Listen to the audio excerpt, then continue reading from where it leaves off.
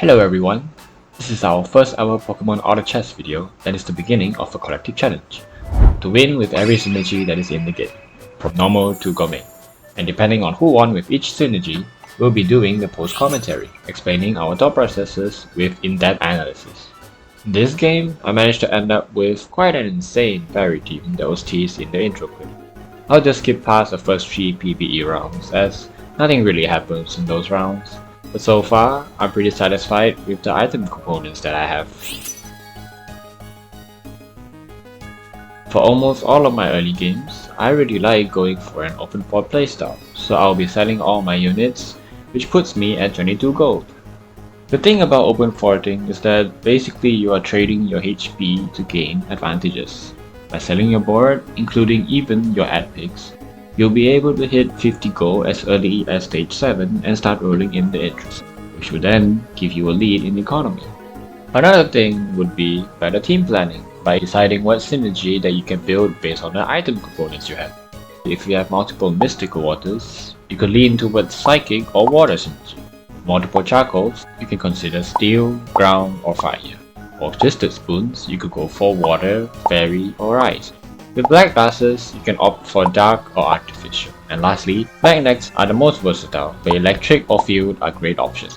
With that in mind, you can roll for units of a specific synergy during stage 9 to ensure your synergy portal will appear during the unique carousel.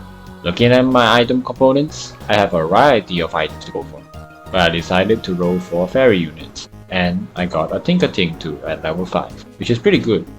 From that, I got a fossil stone, which I ended up creating quite a monster of a unit with it. For the unique carousel, thankfully I was able to water over to the only portal with the fairy synergy in it. I also evolved my Hatena into a Hatcham, pretty decent frontline fairy unit.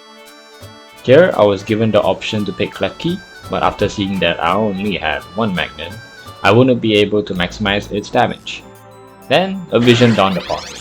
Kecleon with Fairy allows it to deal extra special damage, and with Psychic, it can increase its self-healing ability with the extra ability power. I then gave it a Muscle Band, Pokénomicon, and Shell Bell. Now you might be asking, why Pokénomicon? His ability is a healing skill, and it doesn't even deal special damage. Well, you see, as I mentioned, Fairy Synergy makes it so that its base attack would also deal extra special damage. The Kecleon can just constantly apply burn after every base attack, easily melting down any unit. The applied burn would also help Kecleon regain health with Shell Bell, and when paired with its psychic boosted self-healing ability, it basically becomes an invincible glass cannon. While rerolling the shop, I found myself a Galarian Rapidash, which, after some minor adjustments to my team, I am able to achieve 6 Fairy and 4 Psychic. Now on to the next battle. Here you can see the sheer amount of healing and damage that the Kecleon is outputting simply with those items. Which brings me a win.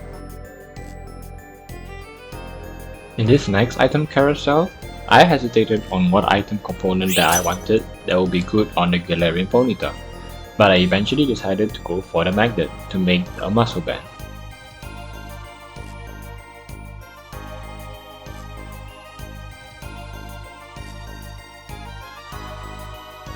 Going into this next fight, it was going pretty good until the unkillable nuked most of my front line, while the Lombre is still in their back line dealing tons of damage with their punching glove and stealing PP with the scope lens, which stops my Kecleon from casting to heal itself, leading to an unfortunate loss. For the PvE round, I added in an unknown G, which would generate me 5 extra gold, and luckily it was able to cast before the round ended. With the mystic water that I got, I made an Aqua Egg to put onto the Galarian Ponyta so that it can constantly provide shield to my team. I also evolved the Tinkaton into a Tinkertuff.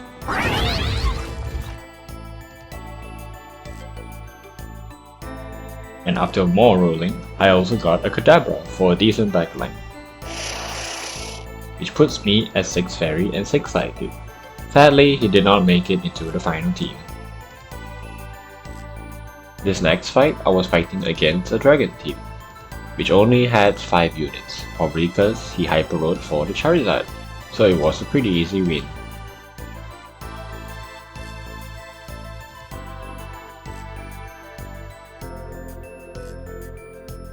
In this next fight, I swapped in yet another unknown G to generate me more gold, which to my delight, it managed to cast just as the round was about to end.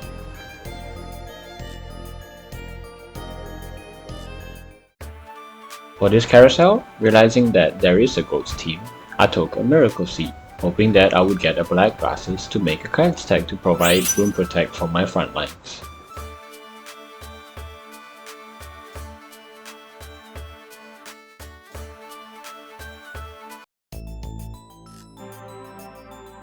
Here I face a dark team, which if you didn't know, Fairy is the natural counter to dark, as it retaliates any crit damage received back at the attacker.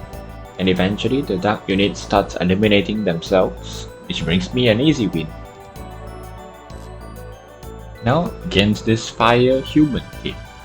Although the Infinite was looking pretty scary with those items, in the end it was still no match for my Fairy Psychic team.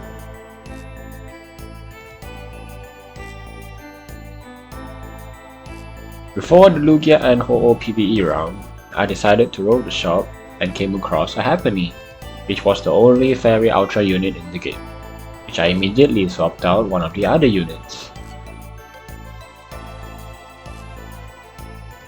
After getting through the PvE round, it is finally time for the Legendary Carousel, which I eventually got to my portal after a short trek.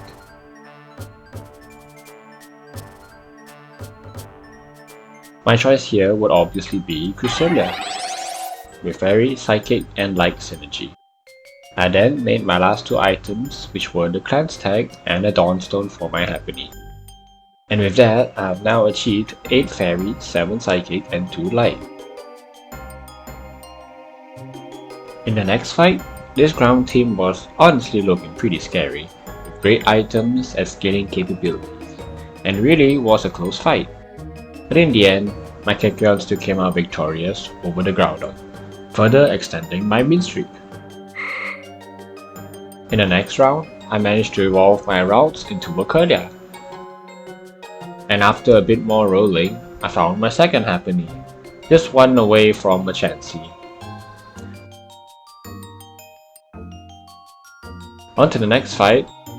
Once again, the Apilkimilku nuked all of my front lines, and my back lines simply didn't have enough damage to win me the round, which ended up in a loss, putting me at 28 HP. For the item carousel, for being released second, I was able to snag the Wonder Box before anyone else could take it, which I then decided to put onto my Kecleon.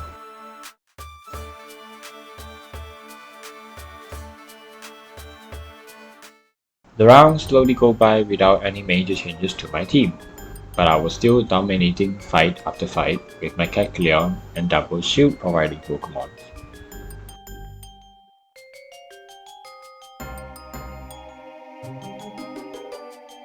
Then I faced this dragon team, which was pretty stacked with evolutions, having a Kingdra, Salamence, Charizard and Dragonair.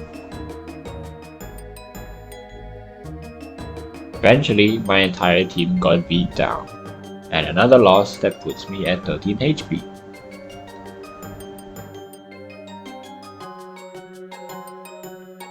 This PvE round sadly didn't provide any item that would substantially improve my team, so it's finally time I did something about it, by selling my Galarian Ponyta and repurposing its items onto Happiny, which is a much more reliable support unit that provides team-wide shielding. And with a bit of rolling, I evolved my Cleffa into a Clefairy, that is also a Fairy-like unit. Next, I evolved Mime Jr. into Mr. Mime, which adds in the human synergy. I also evolved a Galarian Ponyta into a Galarian Rapidash. And lastly, using my Ditto to clone a Happiny, I now have a Psychic Chansey, that is also on the light spot, gaining additional stat boosts. And now, to face this dark team again. Even with a strong unit like Roaring Moon, the outcome of this battle would remain the same. This next battle is up against the scary ground team, but with a single cast, look at the shield that is provided by the psychic Chansey. Eventually, my team outsustains the scaling of the ground team, winning the battle, with Chansey giving almost 3000 shield.